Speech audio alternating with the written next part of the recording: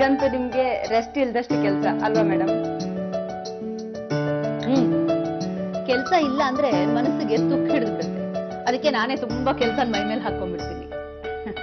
Madam, ನನ್ನ ಮಗಳದೊಂದು ಹೇಳ್ಕೊಳಕ್ಕಾಗದೇ ಇರುವಂತ ಕತೆ ಆಗ್ಬಿಟ್ಟಿದೆ ಮೇಡಮ್.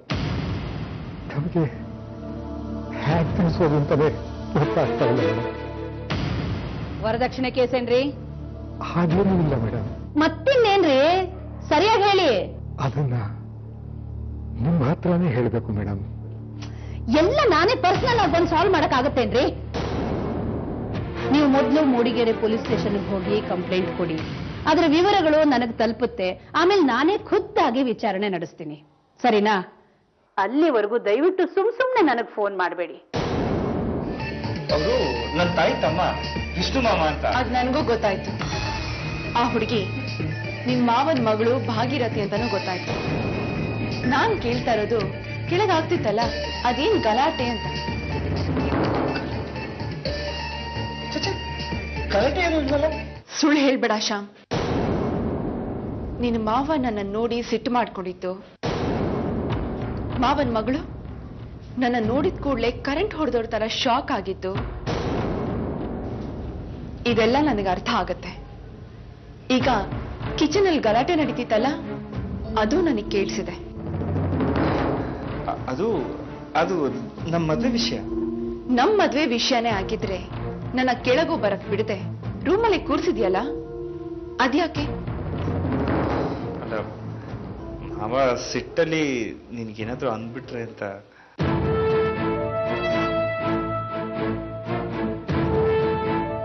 ಶ್ಯಾಮ್, ಏನೇ ವಿಚಾರ ಇದ್ರು ನನ್ನ ಹತ್ರ ಮುಚ್ಚು ಮರೆ ಇಲ್ಲದೆ ಹೇಳಿದ್ರೆ ನಾನು ಸಿಚುಯೇಷನ್ ಅರ್ಥ ಮಾಡ್ಕೊಳ್ತೀನಿ.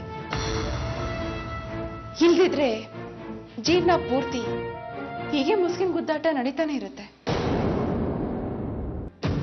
ಭಾಗೀರಥಿ, ಬ್ಯಾಗ್ ತಗೋ. ಅಕ್ಕ, ನಾನೀಗ ಹೊರಡ್ತೀನಿ. ಇರಮ್ಮ. ವಿಷ್ಣು. ಇಲ್ಲಕ್ಕ, ನಾನೀಗ ನಮಗೋಸ್ಕರ ಕಾಯಕ್ಕಾಗಲ್ಲ.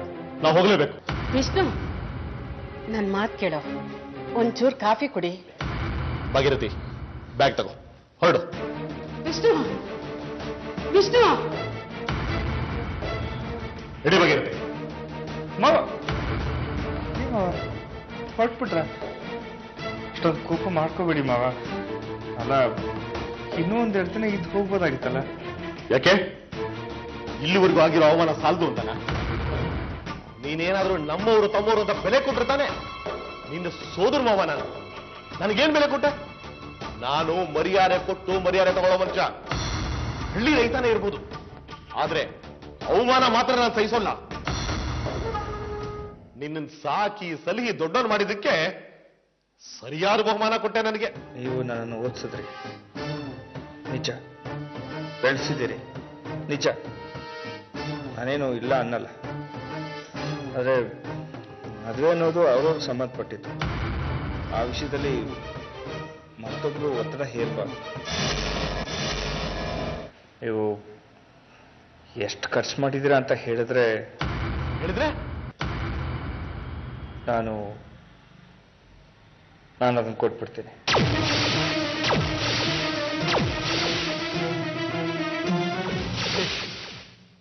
ದುಡ್ಡು ಕೊಡ್ತೀಯಾ? ಲೆಕ್ಕ ಹೇಳಬೇಕಾ? ಹೇಳ್ತೀನಿ. ಒಂದು ಮಾತು ತಿಳ್ಕೊ, ನಾನು ನೀನು ಓದಿಸೋವಾಗ ಸಾಕೋವಾಗ ಯಾವ ಖರ್ಚಿನ ಬಗ್ಗೆನೂ ಯೋಚನೆ ಮಾಡಲಿಲ್ಲ. ನೀನು ನನ್ನ ಮಗಳನ್ನ ಮದುವೆ ಆಗ್ತೀಯಾ ಅಂತ ಒಂದೇ ಒಂದು ಆಸೆ ಇಟ್ಕೊಂಡಿದ್ದೆ. ಆದ್ರೆ ನೀನು ನಮಗೆ ಯಾರಿಗೂ ಹೇಳ್ದೆ ಬೇರೆ ಯಾರನ್ನ ಕಟ್ಕೊಂಡ್ಬಂದೆ. ನನಗೆ ವಂಚನೆ ಮಾಡಿದೆ. ನಾನು ಭಾಗೀರಥಿನೇ ಮದುವೆ ಆಗ್ತೀನಿ ಅಂತ ಯಾರಿಗೂ ಹೇಳಿಲ್ಲ.